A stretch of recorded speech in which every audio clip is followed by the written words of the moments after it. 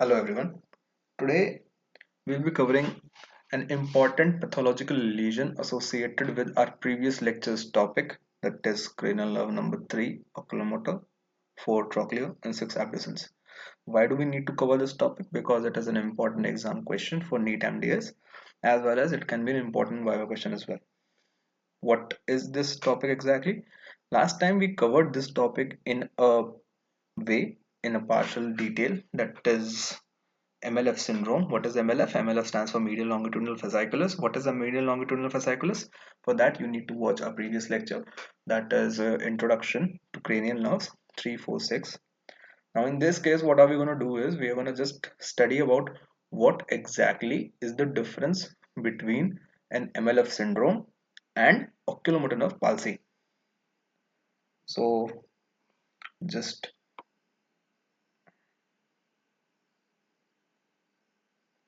in this case, just going through gaze in a bit.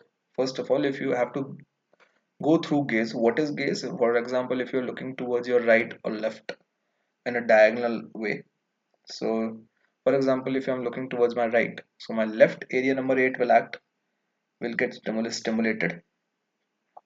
This will get stimulated. It will stimulate my right side PPRF, that is paramedian pontine reticular formation, which will stimulate my same side cranial nerve 6 nucleus, and that will stimulate my right lateral rectus. But when 6 gets stimulated at the same time, what it also does is it also sends signal to its brother third cranial nerve nucleus on the opposite side, and the opposite left medial rectus also acts.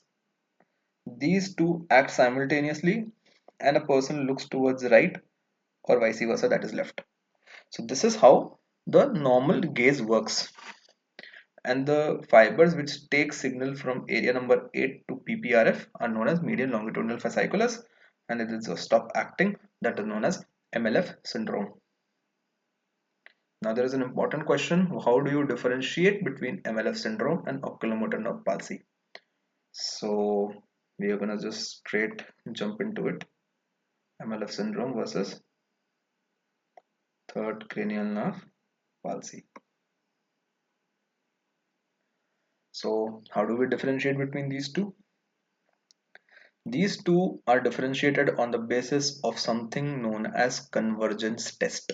Something known as convergence test. Now, what is convergence test? For that, we need to understand what a normal gaze and vision looks like. So, if you look at a normal person, this is a normal person looking in the center. This is a normal person looking at the right side. This is a normal person looking in the left side. And this is a normal person looking in the center. This is known as gaze and normal vision for a normal person. What happens in third cranial nerve palsy? What happens in third cranial nerve palsy?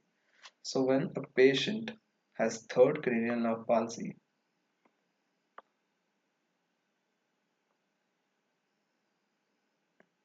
he will be looking in the center at the same time.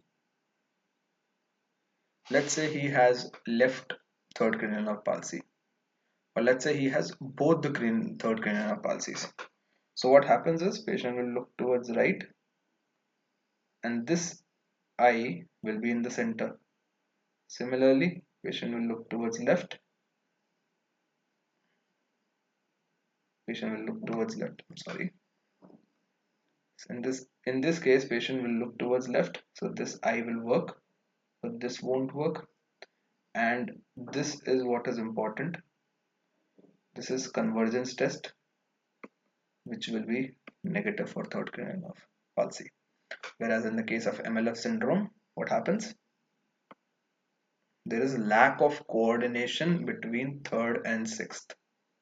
There is lack of coordination. MLF syndrome is essentially nothing but lack of coordination between third and sixth. If you remember that sixth sends signals to third so that the gaze works in a coordinated way. So this is normal vision. Now let's say MLF syndrome has struck. So what happens? Patient is looking towards right. This is happening. When the patient tries to look left, it gets frozen in the between. So almost same. But in this case, the convergence test patient is able to do. So this is an important difference. This is a very important difference. So patient is able to do convergence. Why the patient is able to do convergence? Because third cranial nerve on its own is functioning very well. But when there is supposed to be a coordination, that is third plus sixth, it doesn't work. Whereas in this case, third cranial nerve has undergone palsy. So both medial rectus are not working. So this is what the convergence test is. This is what MLF syndrome is. I hope it clears all the doubts regarding all the questions that you might be encountering about the MLF syndrome.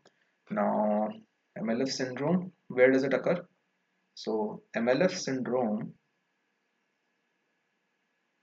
is also known as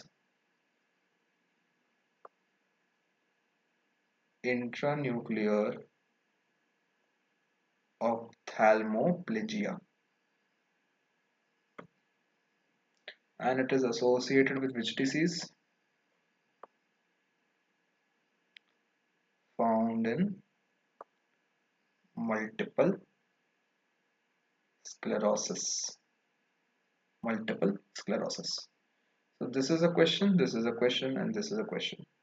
What are the synonyms?